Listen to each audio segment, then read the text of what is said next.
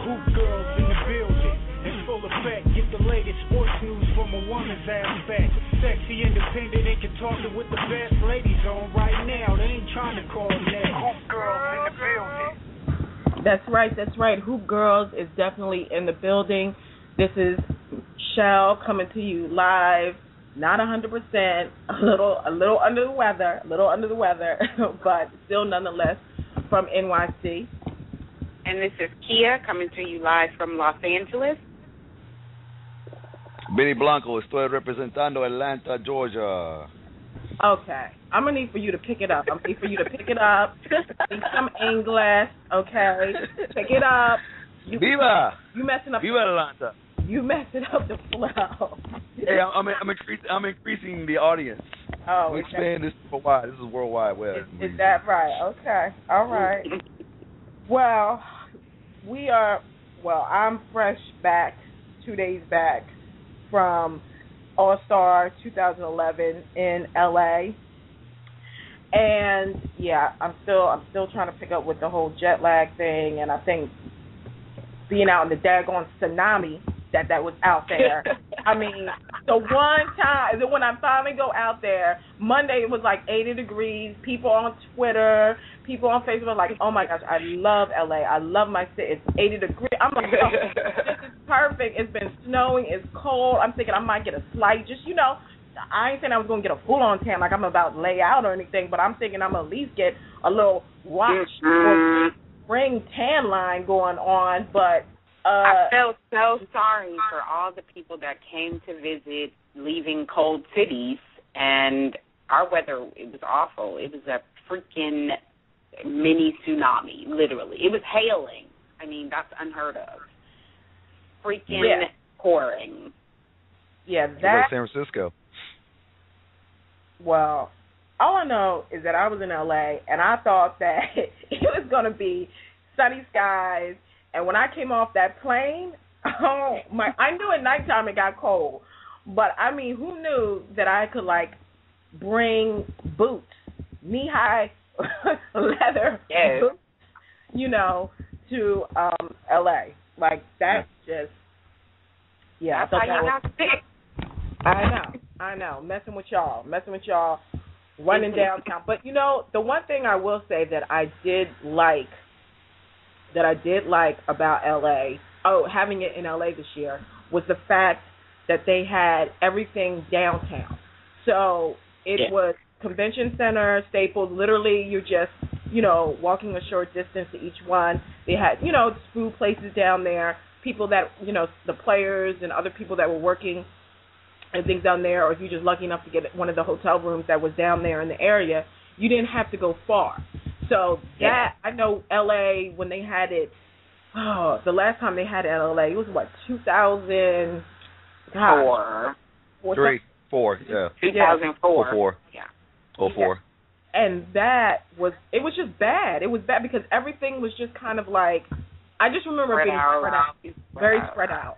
By the time you got somewhere, it was it's a wrap. So, that I definitely liked, and I heard other people talking about that as well. So, big ups to the NBA for, making that happen and consolidating everything into one place so that's easy for everybody and the fans and stuff like that to get around. So, I must say thank you, NBA.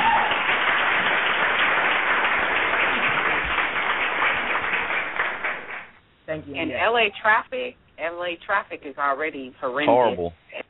That weekend, oh my gosh. Yeah. I'm glad you guys were gone. Love you, but bye-bye. What's it, 415? 405. 405. 405 is horrible. It's a parking lot. Actually, we had a conversation about that while Michelle was here, and we were contemplating whether we should get on the 405. So I gave the big speech about how I don't even drive that freeway on a regular day and time. Right. But it wasn't. But it wasn't that bad. All my family's in Santa Monica, so I had every time I go to L.A., it's always horrible. Yeah. That and the PCH, horrible. Oh. Yeah. Yeah. No, you're absolutely right. You're absolutely right with that. But what I wanted to do is I wanted to bring on our boy, friend of the show. I wanted to bring on Nick Hamilton, sports writer. We've had him on the show before, and he was down there. And I just want to bring Nick on the show. Mr. Hamilton. Hey, what's going on? Hey, Nick. How you doing? How you ladies doing? What's going on, Ben? Good. What's going on? How you feeling, man? All right, man. I'm great. How about yourself? Chilling. Yeah. As usual. Well, Nick, we just kind of wanted to recap and talk about, some of the events and the games, obviously, that were going on down at All-Star. And I was just saying that I just like the fact that everything was very compact. So everything was downtown, and I thought it was great that, it was like once you park, parking was like $20. It's not like you had to leave there and go somewhere else, pay another $20. I thought it was very accessible. Oh, yeah. For that. So that I definitely, we definitely appreciate it. So I got down there Thursday night, late Thursday night. That's a whole other story. So I did not. Flight delayed till midnight. Yeah, like craziness. So I unfortunately did not get to go to any of the festivities. I know Magic Johnson had his annual with Alonzo Mourning their pool tournament that they do every year for charity. And I know that that's always usually like a really nice, fun event that goes on. And no doubt, I heard it was the same as this year. Did you hit up any events on Thursday, Nick? The only event I actually got a chance to cover was the Jerry West statue unveiling. Nice. And that was phenomenal. I mean, just being able to stand where we stood and, the GOAT, I call him, is, Bill Russell walks by. And I'm like, wow, that's Bill Russell, and like, hey, Bill Russell. He's like, hey, young man. He's trying to make his way to his seat. So, I mean, just to see, like I said, Pau Gasol walk past, end up seeing Shaq, and Magic and Oscar De La Hoya and Wayne Gretzky and all those guys. I mean, it was a great atmosphere just to have the fans and just to see the logo himself. I mean, get acknowledged. Right. I think that he's so underrated, especially in nowadays where kids don't even know who he is. Like, they don't even know who the logo is. Yeah. You know. And, so and it Nick, was great I was to see going that. to ask you, was that event really crowded? Because for some reason, I expected it not to be, but it should be. It should have been. It was a nice sized crowd. Oh, good.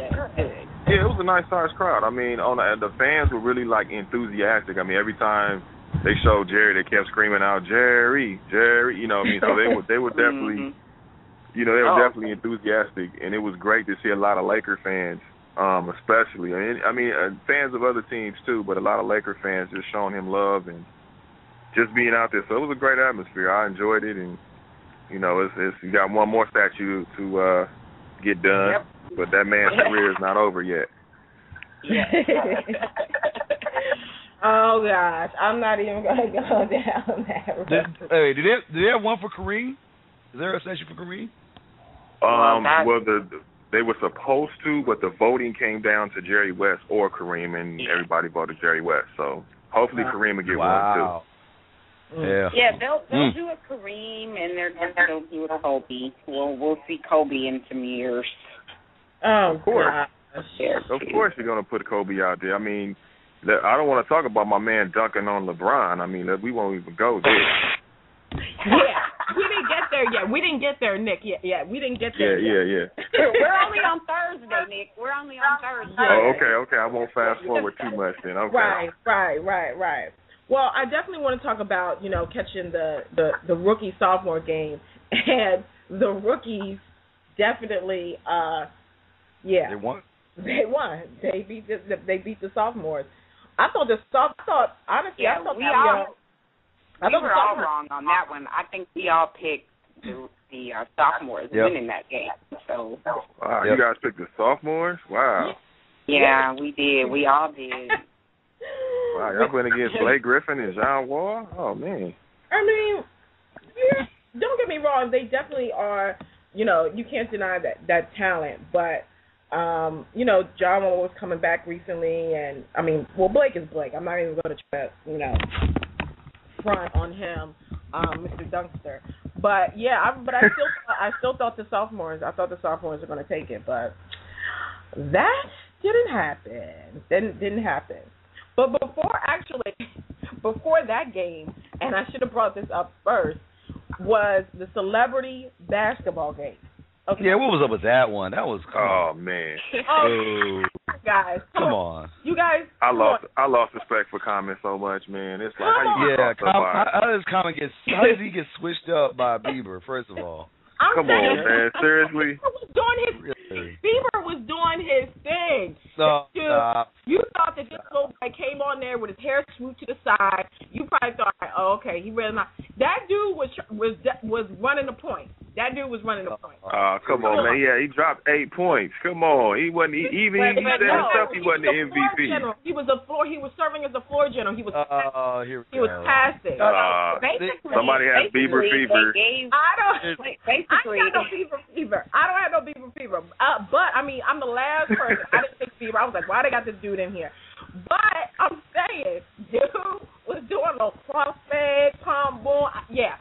Bieber did his thing. I'm sticking to that. Well, it was all basically set up. They gave him the MVP because everybody has Bieber fever. But I mean, Scottie Pippen didn't have Bieber fever, but you know. Didn't at all. But wait, was a MVP. Did anyone notice or pay attention to how when they interviewed Justin Bieber, he called Magic my boy? Yeah, there was a lot of people were talking about that. Yeah, I was like, and it was kind of like real questionable. Like I went back and looked at it because I hadn't seen it. What do you mean? And yeah, like he basically when he was thanking him for the MVP, he was like, "I'd like to thank my boy Magic." So he said, "My boy." So some people were, you know, giving him, you know, criticism for that because of the fact that he's a boy and Magic is a grown ass man, and he's referring to him as boy, not on the tip of like a racist thing of boy, but more on the tip of like a respect. Well, it could have been construed as either whether it was a racist thing or a respect thing. It still was just weird to me. Like I mean, it was kind of weird, but at the same time, I think people read a little too much into it. So I think it's just like. If you're on the block with your boys and you like, man, we all grown men, but you say, hey man, that's my boy. You know, it's I understand the respect factor and everybody's kind of slamming.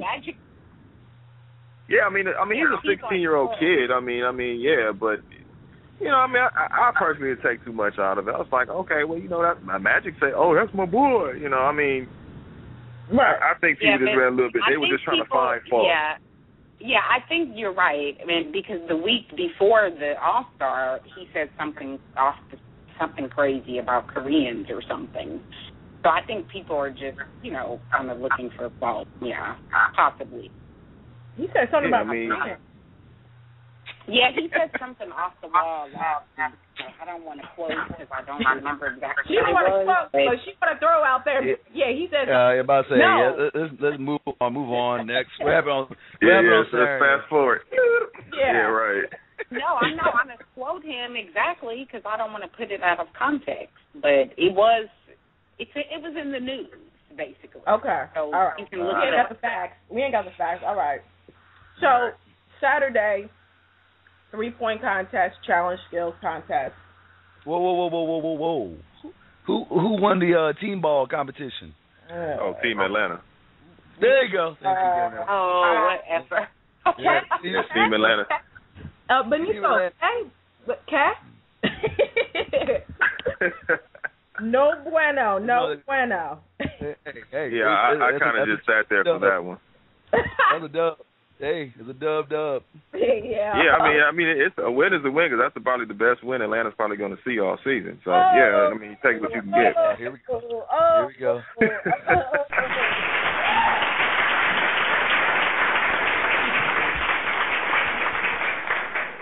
That's 1 point. 1 point for Nick. 1 point for Nick. It's all love. It's all love. We watched the Lakers. I was. The Lakers gave him that beat him down last night. Let's continue on Saturday. Exactly. Yeah, well, they'll get the Sun of hospitality when they come here to the Bird Factory, to the Highlight Factory. Interesting. Well, I just knew Ray Allen was going to the 3-point contest, but he didn't. That was Thank God. Here you go. That was Jesus. Haterade. Jesus usually wins. Haterade. No, I give him his props. I personally booed the hell out of Paul Pierce. Like, everybody was kind of, even where I was sitting, people were, kind of clapping for Ray, but when Paul Pierce got up there, we all booed the hell out of him. But that's your homeboy. But he's your hometown hero. He's a Benedict Arnold. Oh, I'm from South Central, so I don't. I mean, Inglewood. Paul Pierce ain't been here since Kansas, so yeah, he's pretty much himself. So he's the enemy now. Yeah. Right. Wow. He's the enemy. That's like Philly to Kobe. Kobe can't go back to Philly. Oh no, Philly don't like. Philly does not. Same thing. No. Yeah, they eased up on him a little bit, but yeah, it's still kind of it's definitely turmoil back there. Yeah. Well, James Jones was the one that won that contest. So, big up to James for winning that. Now, as we move on to the slam dunk contest. So, Blake. Robbery. I mean, first of all, I don't think let's talk. First of all, I want to say this. I think that it was one of the best slam dunk contests in a long time. Definitely. Compared to past years, like it was definitely exciting. It wasn't like somebody had to do like 15 tries, to get the dunks. It definitely was in a long time one of the best or one of the better slam dunk contests that they had going on. Here's my thing about Blake. The car situation, choir, all that going on. When I say A+, got buried into A+ for creativity, for the effort, choreography. Okay, if I get a little American Idol-ish on you right now, but fluff. Yeah, but when you come, the hood of a car. I mean, honestly, if I get a good running start, I could jump over the hood part of my car. Okay, so a Kia. Come on, a Kia, and it's like, it's not like it's super high. It's not like it was a huge wide body, like he was jumping over the middle section. He jumped over the front part. And not to mention that has been done before, not in a slam dunk contest for All-Star NBA, but Street Ballers. They did that. So, well, yeah. I don't necessarily, I was not as awed by the dunk itself. I think the choreography and the creativity that he had going on around it was good, but for the actual dunk itself, I didn't think that was, a test. Well, it wasn't even that one, though. It wasn't even that one. That wasn't the one. It was the second one, I think he did, that 360 one. That was the best one. Yeah. Oh, yeah. I'm talking about the best. Yeah, that's what that one. I think that was the best one. Yeah, that was definitely the best one. And I can't believe they didn't give Serge Ibaka a 50 on the free throw line dunk. Hello. Exactly. Well, we know Dr. J still. Dr. J was a hater, and he was a hater. He was mad. He was mad because he actually beat Dr. J's record, and Dr. J didn't want to give him his props, and that's why he shorted him on the game of 45 instead of a 50. But let me talk about this aspect. How do you pimp your mama to come out? Oh. Right. And wait a minute, pimp your mom to come out, right? Dressed tight as Queen Latifah jumpsuit, right? Right. And she come down. She was a she came down there with the judges. Yeah. Oh man. Right. And then the thing about it is, you see how she pecked Dominique Wilkins gave James Worthy a little kiss on the cheek. Yes. But, man, Dr. J looked like he was salivating, like he'd been waiting for that for 15 years. Like, yeah, baby, I've been waiting on this. Give her a little tongue in cheek. But let's Dr. J is still, I saw him last year, and that man is still looking fine as I don't know what. Oh, yeah. He could definitely get it. Dr. J. Wow. No, what? No, you're bugging. That man still has swag, style, and clean. Like, when I say sharp, oh, yeah, I'm going to take it old school style. He was sharp. Like, that dude, oh, yeah, he could get it. If I had to choose, I had to go that route, like, Right. Wow. He's like the black you have. I mean, I'm just saying, like, okay. But when that happened, did you see Cheryl Miller's reaction? Yes. Oh, my God. Did you see Cheryl Miller's reaction when she came out like that? What the? Yeah. Well, she almost tongue-kissed him. She basically tongue-kissed him, almost, in that. Yeah, and did you see Cheryl had that look like, though? She still at this again? She did this 15 years ago. She had that look on her face like she still at this again. Like, I'm serious. TNT, whoever the cameramen were perfect, because I actually taped the game because I was there, so I actually taped the game and watched it. I'm like, yeah. Ooh. It was definitely and see, first I was like, no, she kissed, because my sister mentioned it, and I was like, no, she kissed him. But then when I looked back at it, slow-mo? You slow-mo? Is that what you No, did? I'm just saying, I looked back at it the second time, and it was more like he kissed her. Oh. All I know is I'm not pimping my mama to get votes, and I still don't win. That's hustling backwards. But he actually did better dunks than Blake. He actually got robbed, dude. Yeah. He should have won. He should have won.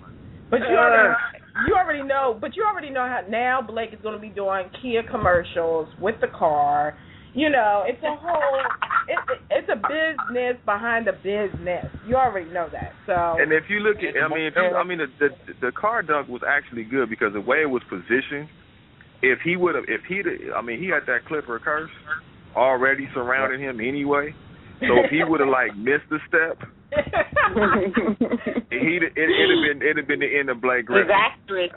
Right. So and mind you, Baron Davis didn't throw the ball up high enough. Blake actually had to go down and get it in flight and then pick it up and dunk it. He didn't throw it up high enough. So you blaming Baron? No, I'm not blaming anybody. I'm just saying it was a lot of work for that dunk. Because the way it was positioned behind the basket, he didn't have that much room to actually jump over the car and then dunk it without, some kind of.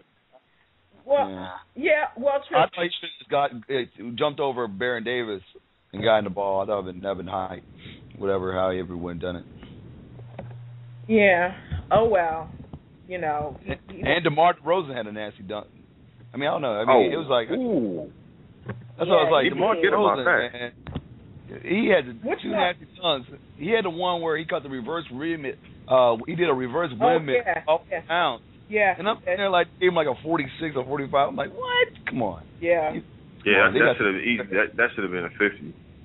Yeah. But he should have got a 50 just for the fact that Daryl Dawkins had on his grandmama's curtains for a suit. That should have been a 50 just by itself. That should have been extra 5 points by itself. Oh my gosh, what was Daryl Dawkins saying? He even been talking to Craig Sager's stylist or He made Craig Sager look like he dressed at Sears. Yeah, right. He looked good. Yeah. Craig Sager had the iridescent. He had the iridescent jacket. Craig Sager looked good actually too. Baffles me. He really baffles me sometimes. Yeah, Craig Sager's the man. Yeah, I can't even. That's Orlando. He's an Orlando boy. Oh okay. Well, there you go. There you go. That clears it all. Don't get it twisted. That's Orlando boy. So he got started. He goes to Atlanta. Goes to Freeman Shoes and gets all those. Because Freeman Shoes is a famous place in Atlanta where all the NBA players get their shoes and because they do like gaiters and special type of. Yeah. So Craig Sager goes here and he does like all his pimp shopping here in Atlanta. All right. Well, moving on to the finale of the weekend, which was the All-Star game. And the West actually won, which, you know, I'm no hater. I'm not a hater, so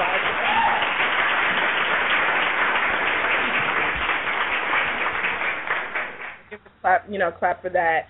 I had to, leave midway because I had to catch a flight back to the East Coast, a red eye. Oh, wow. Yeah. Wow. Yeah. That sucks. Yeah. So halftime, it was a wrap. I had to be out.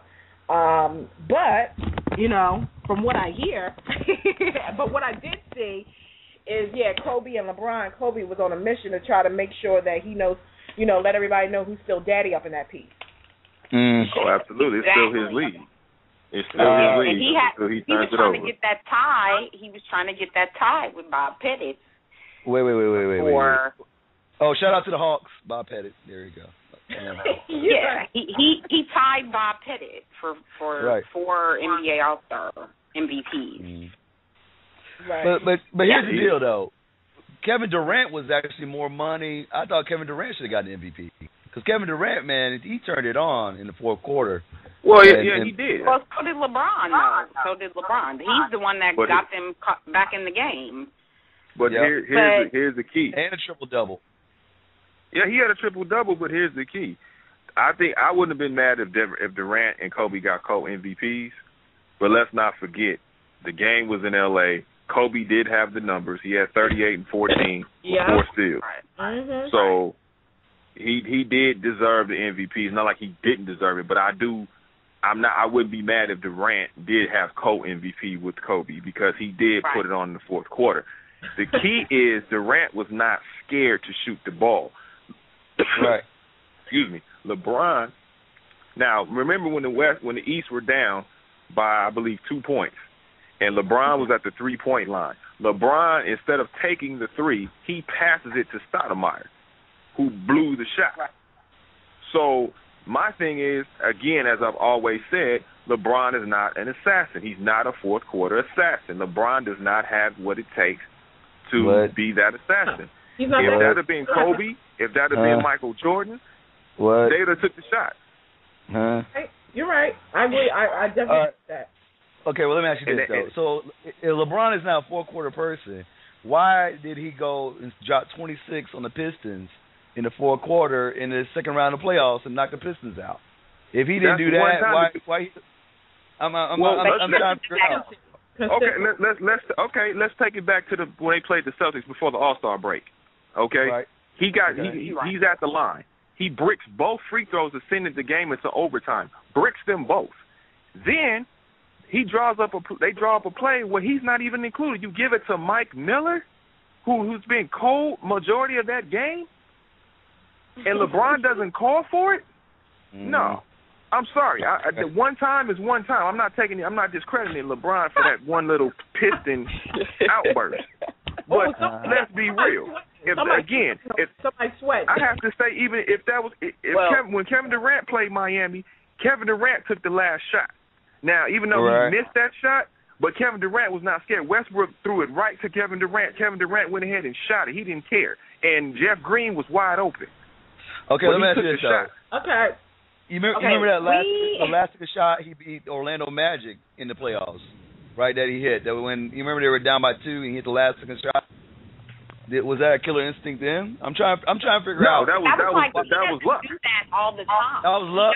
He's not consistent. He's not an assassin. A closer, an assassin, and a closer is, like I said, when I was last time on the show, I said Kobe, Allen Iverson.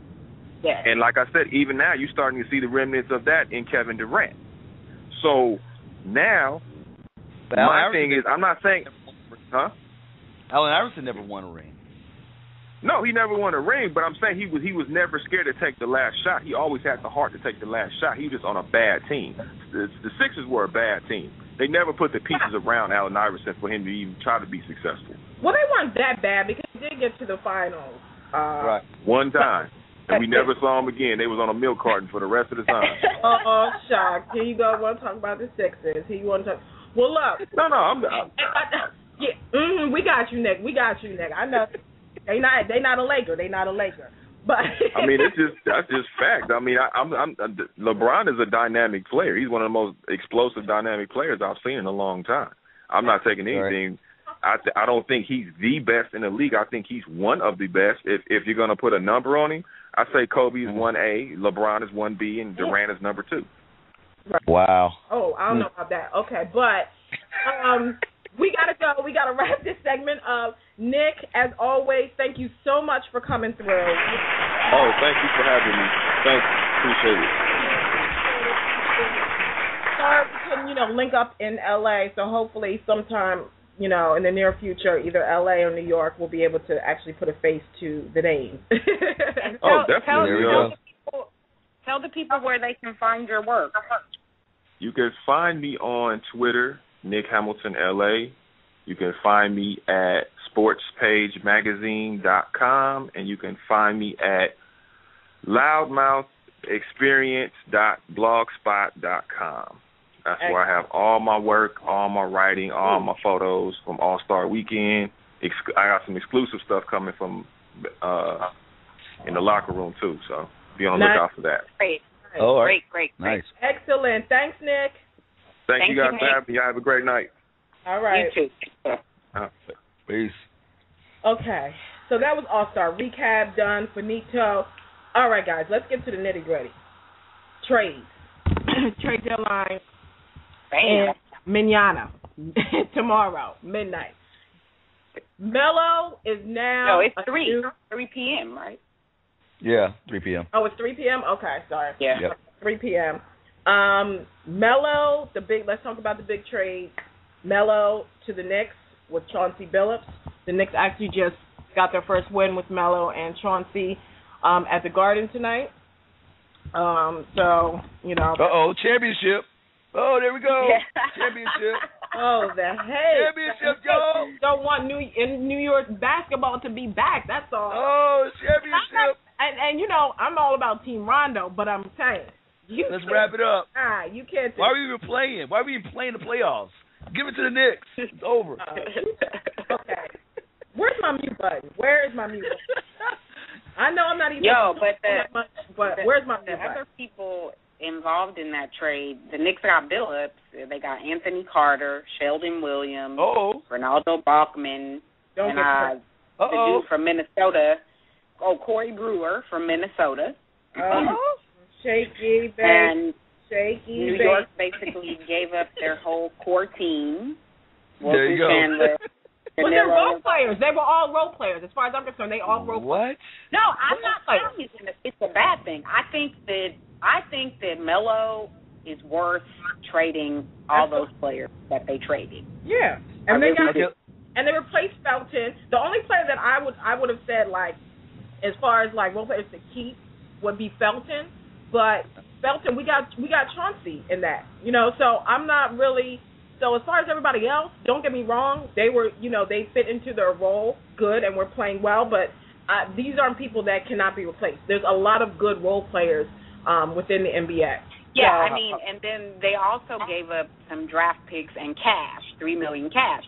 I mean, that is a lot. A lot of people are arguing, like, that was stupid. Why would you give up? But I think you got to do what you got to do, and it's all working out to their benefit, actually, in the long run. Well, let me ask you this, okay? Why couldn't they wait till free agency? It's you know why? Because it's too much of an uncertainty. You don't know what was going to happen. You don't know what other teams were going to do. You don't know if he would have ended up staying with Denver. You don't know if he would have went to... He wasn't going to stay in Denver. He would have went to the Lakers. He could have went to the Nets.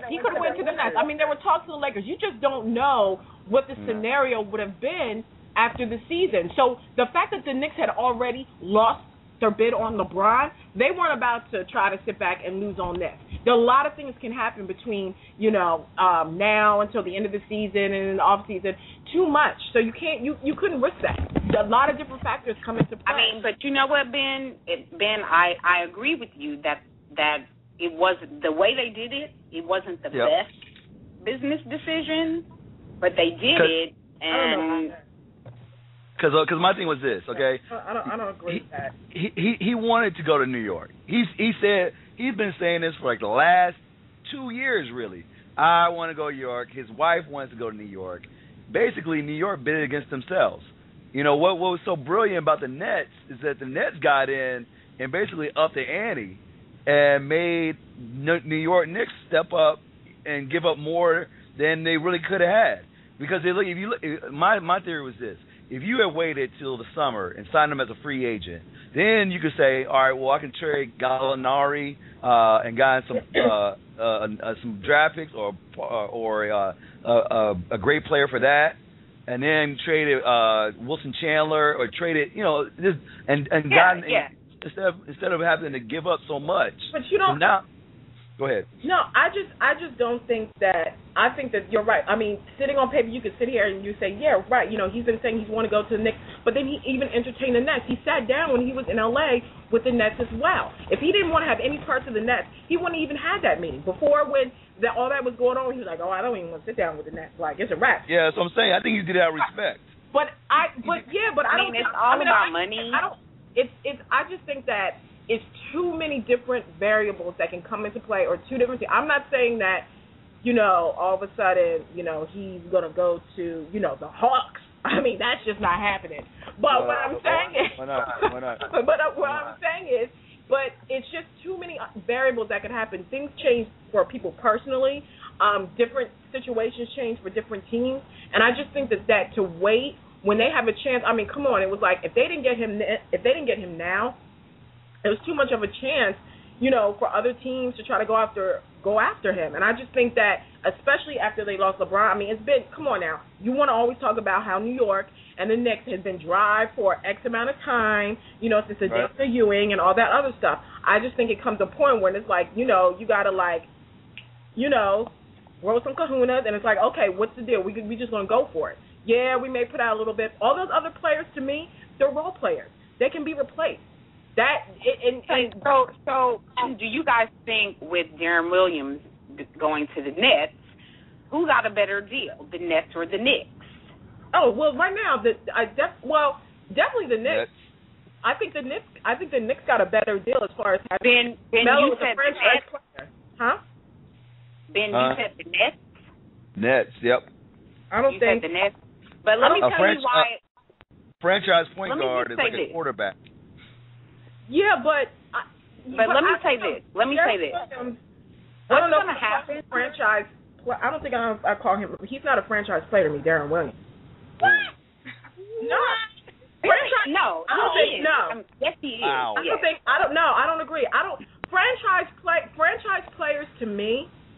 He's just not popular. He's just not popular. But he's a franchise player. No, franchise player. And I was debating this with a whole bunch of fellas about, what is a franchise player, because they were trying to say that Amari is a franchise player, and my thing is, he's not a franchise player to me. Amari is a number two. I think he's a great player, but I think there's very few. When I think of franchise player, I think of like superstar. I think of like, it's like, okay, this is a game changer right here. You get him and you build the team. And listen, no, let me finish. It's not just about players, but it's also about marketability. It's also about, it's about the fans. The fans know, like when Melo got a song. But that doesn't explain why San Antonio wins and they're the most boring team in the NBA. It is about marketability. We're not talking about that. We're not. But listen to what I'm saying. What I'm saying is that it's not San Antonio. We're not talking. I'm talking about marketability for a player where it's known, like, not even just. I'm talking. You don't think other players would want to come to New Jersey now to play with him? He's not that. He's not. Don't get me wrong. No. You're missing. Listen to what I'm saying, Kia. Listen to what I'm saying. I'm not saying that other players don't think like, oh, do I put him on the level of a Carmelo Anthony? Hell no. He is not on the same level as a Carmelo Anthony. He's not on the same level as LeBron James. Is he a player that there's like an Amari? You're tripping. You're tripping. If you think a franchise player, Amari is not. Then you think Amari is a franchise player then. If you think Deron Williams is a franchise player, then you have to think that Amari is a franchise player. Amari is a franchise player to me. franchise. Okay, Well, let me just say this. Put money in the seats. That means people are going to be like, oh, you know what? It's a non-sport. You're going to have your diehard sports fans that are going to be like, for the Knicks fans, people love the Knicks whether they were winning. They're diehard fans. They're going to come see it. Now, it's the non-sports fan that's like, oh, wait a minute. Melo? Oh, you know what? I think I might want to go to that game. Anybody got tickets for that game? Now they want to go because Melo is there.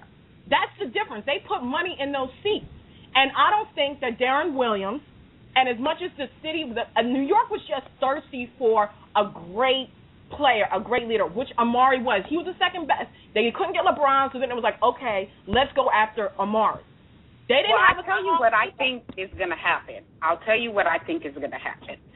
Darren Williams is in New Jersey. He's in the last year of his contract. Next year, the Knicks are going to get Darren Williams. No, that's what's going to happen. And then the Knicks are going to. They're putting themselves in a position in the next couple of seasons to really win a championship. Now, mark my words. It'll be CP3, and I'm putting that on record. It'll be CP3. Watch. Supposedly, LA Lakers are going to try to get CP3. I think.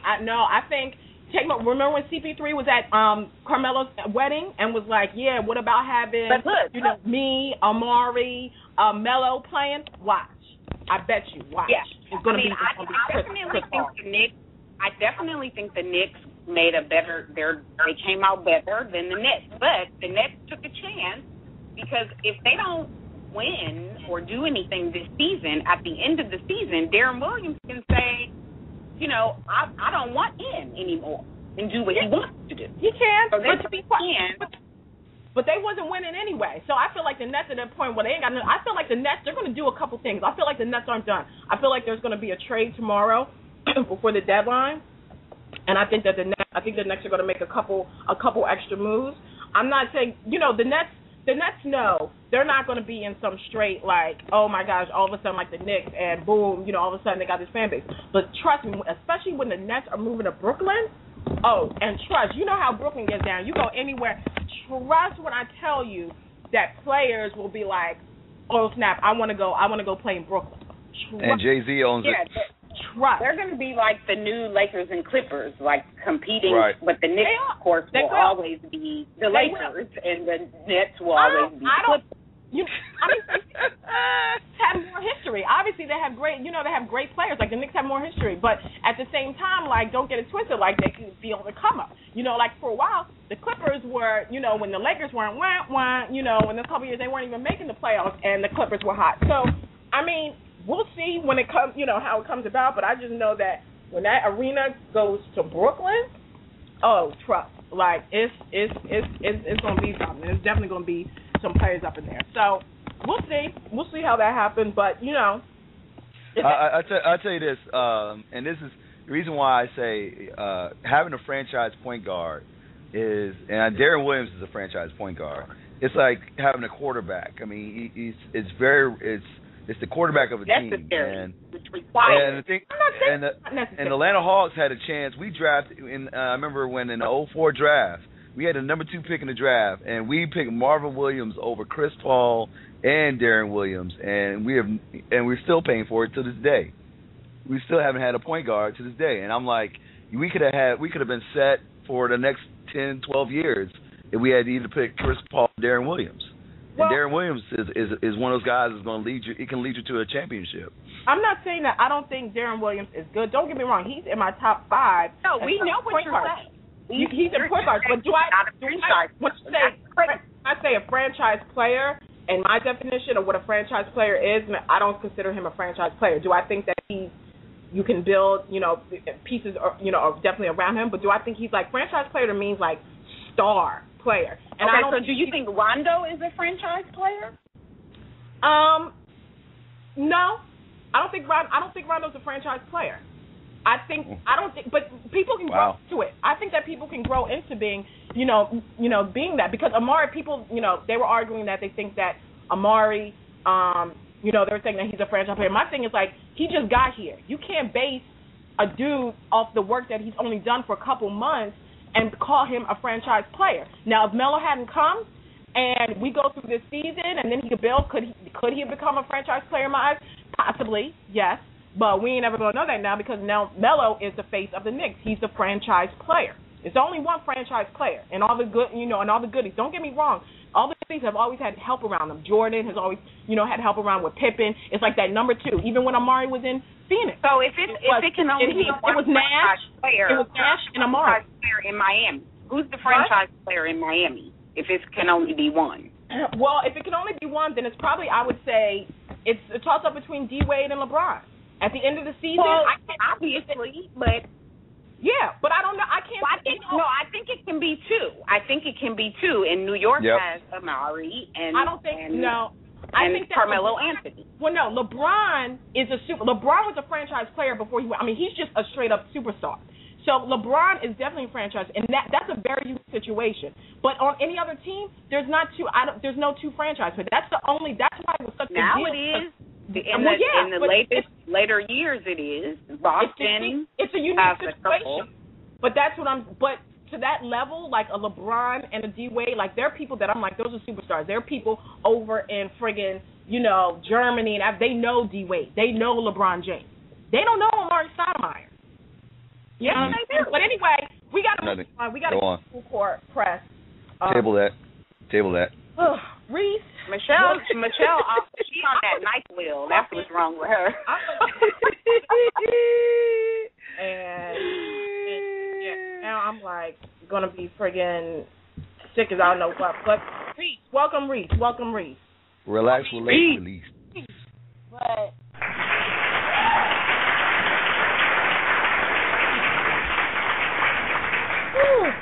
we don't have to revisit that conversation because some folks is bugging. Who's bugging? Kia bugging? Nah, homie. You bugging. What? Well, that's for another show. We can do that next week. Yeah. Okay, Reese, what you got going on? What's happening in full court press land? Well, in full court press breakers, Bill, So Chris Bosh, his baby's, I don't want to call her baby, the mother of his child, his ex-girlfriend and the mother of his child, Allison Mathis, she's in the headlines because it seems like in season 3 of the Basketball Wifeys, with Shawnee and them on VH1, she's going to be up on there. And for those who know anything about Allison and Chris's relationship, they know that it was pretty tumultuous. He left her when she was 7 months pregnant. And and they had some issues. He had to get a restraining order. She, she was ready to windmill in the middle of the street, all types of things. So I guess they don't get real wives anymore, huh? I don't think they ever had real wives. Never had them. Yeah, actually. And she may or may not be going through a divorce with Eric Williams. Who knows? Ugh. Yeah. Eric Williams. Oh. I thought that was finalized. I heard that was finalized, that divorce. I don't know, but no. I don't think so. Nope. Okay. But yeah, so it'll be interesting to see her on there, and more than likely Royce Reed, Dwight's little mother of his child. She'll be getting the boot more than likely. Getting the boot from the show. Yeah. She they got beef. They put a little stank on it, Got you. Okay. Speaking of the show, well, not really the show. It's Laura Gavon again. Gilbert and Laura. Now, Gilbert, my boy Gilbert, he followed my advice because, I was like, Gilbert should not be at All-Star Weekend. It's just... You sure did say that. You sure did. Yeah, Gilbert, he followed. I talked to him on the low, and I told him, look, Gil, don't do that to me. And so he did not show up to All-Star Weekend, but he's rumored to be sleeping on a friend's couch to save all his money because Laura Gavon is coming for that guap. Gilbert has agreed to pay her $20,000 per month in child support, but she reportedly wants $100,000. What? She ain't getting that. That's ridiculous. I mean, I'm just reading the numbers, y'all. I'm just reading the numbers. Puffy's what's her name? Kim Porter. She wasn't even getting $100,000 a month. She was like the highest in like New York history. I think it was like what, 65 or 60, yeah, something, 50,000, somewhere around there that she was getting. 75,000. I heard. Yeah, somewhere around there. So I mean, right. Well, at the time when Kim was getting that, did she have 4 kids at that time? yeah, I think, but you know what? I think that she was. That's what. Well, here's what the discrepancy, because I thought Gilbert was saying that when she was like, "Oh, I haven't gotten anything. I don't have any money," when he left, and he was like, "Was she talking about anything?" But she was getting 20,000. Like that was what she was getting before he left. But she was like, "I'm not getting anything. I'm not getting anything." And he's like, "How you not getting anything when you're getting $20,000 a month?" Right. So to cover her expenses, and that was with all the kids or whatever. Well, she's pregnant now, right? So she didn't have the baby yet. Okay, so what? Baby add on another, like, I don't know, 5,000. Another 5 G's for that kid. Honey, I don't know what land y'all living in, but 5,000 for Gilbert, to celebrity baby, basketball baby. Basketball babies, they command more than 5,000. Oh, so what? Like 10? Oh. I mean, I ain't trying to put no price on nobody. I mean, I don't know. I don't have no. Cerise, you're telling me it takes what, $120,000 a year to raise a kid? Well, she got 4. She got 4, Ben. Well, I'm saying per child. No, I'm not saying that. What I am saying is what I have been saying. Laura's from Oakland. You know what it is. Oh God. Oakland stroke. Right. Gotcha. He's sticking it to him. Laura's sticking it to him, or at least trying to. Now, will I think he ends up paying that? I don't think he'll end up paying $100,000, but I think he's gonna have to come up off more than that 20. Wow. Yeah, I think so too. With 4 kids, yeah. 4 kids, he's gonna be. I mean, Steve Harvey's like getting $40,000 a month, and her kids are grown. And Khalid gets 50 or something like that. So yeah. For one kid. For one kid. Right. And a rap. Ridiculous. Yeah. Anyway. So what's next? What else is going on? Well, I mean, last but not least, I mean, we talking about Mello in New York and his debut, but the real deal is Lala and Mello have announced their VH1 reality show, Full Court Life. It'll be in August, so cha-ching. Wow. Yawn. Cha-ching is right. Cha-ching. Yeah. So another reality show. Lala's taking that Kardashian, following her BFF and gonna pollute that. Well, yeah, they had her on the Knicks game. They do at halftime on MSG channel. They do like a 60-second with like whoever celebrity is there at the game, and they have 60 seconds where they ask them, a couple questions or whatever. And so she was the person that they interviewed tonight. And like a couple of the questions were like, what would you do? What were your first words? How did you find out? Or what was your first words from Mello? And did you check his tweet? I don't know, something crazy. They need to come up with better questions. That's all I know on MSG for these little halftime 60-second things. All right. They need to get Hoop Girls doing that, but whatever. And Lala, she worked down here when I was at Hot 97 here in Atlanta. She's come a long way because she was the second DJ with Ludacris down here. Mm-hmm. And she was, going to Clark Atlanta, and, she's come a long way. Yeah. I give her that. I mean, because, she's definitely like a, Yo, do y'all remember when she was in that movie, Two Can Play That Game? Huh? Yeah. Oh, yeah, sure was. She was a DJ. Yeah. Oh, yeah. That's right. She was. She sure was. Yeah, so she's definitely come a long way, but still. That's what I said, yeah. Anyway, that's what's up. That's what's good. Hit us up on Twitter, and we'll keep all that. The internet streets. We'll stay plugged in. Absolutely. Thanks, Reese. Okay, so we only got about 6 minutes left. for the show, but we definitely want to go through to hit on these trades that are happening. We know, obviously, we talked about the big one, Carmelo Anthony and Chauncey Billups to New York, but the Nets have traded for Deron Williams from Utah in exchange for Favors and Harris going to the Jazz. I knew Devin Harris wasn't going to stay here long. I knew that. His history with Avery. Oh, they get two first round draft picks too, I think, for Utah. Mm-hmm. Yeah. You know the cool part about that trade? Derek Favors is a sleeper in that trade. He's a beast. Yeah, give him a couple years. But Deron Williams, both of them. He found out about the trade while he was getting his ankles taped watching SportsCenter. Shut up. Are you serious? Yeah.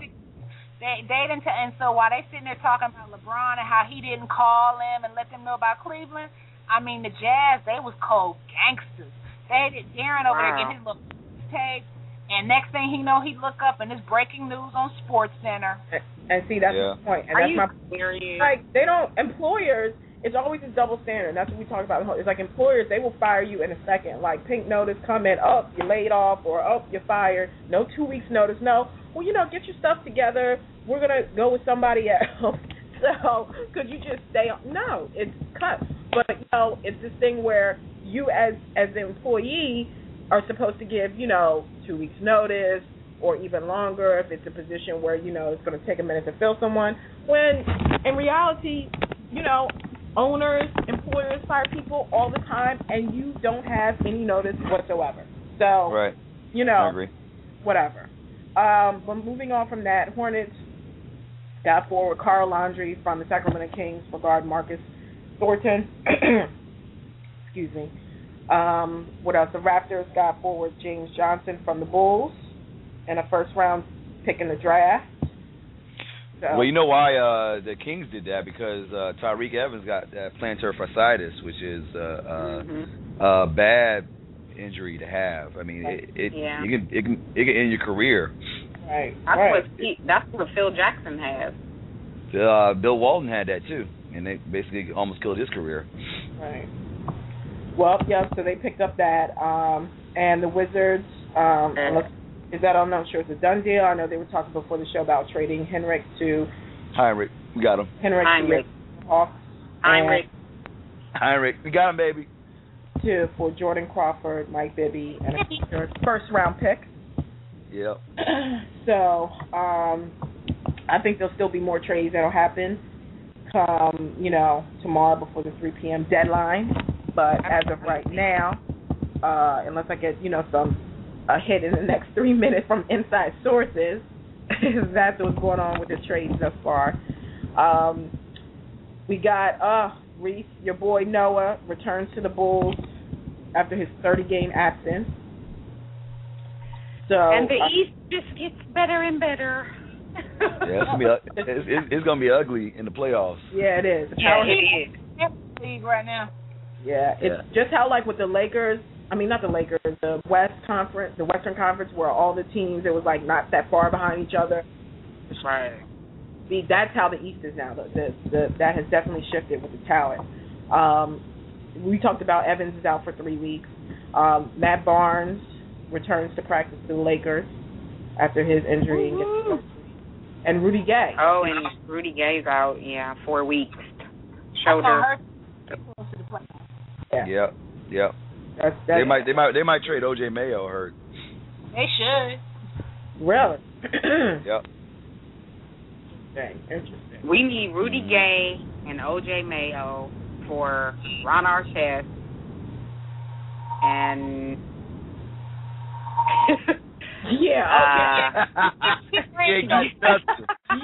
basically. No, I just. Okay. Yeah, she in fantasy land. She dreaming in fantasy. We need to trade our big guy. He needs to go. Right. Anyway. But to tell you the truth, it can happen because they ripped off the Grizzlies for Pau Gasol. Exactly. Okay. Well, guys, that's what we got to cut it short. This is the end of the show. Hoop Girls Radio. Thank you for joining us, everybody. You can catch us next week, same time, same place. And I'm sure there'll be some more good stuff and trade deadlines to talk about. Hopefully we might be able to get our side to the show, Chris Broussard on, but we'll see. All right, that's been another edition. Thank you, guys. We out. Adios, chachos.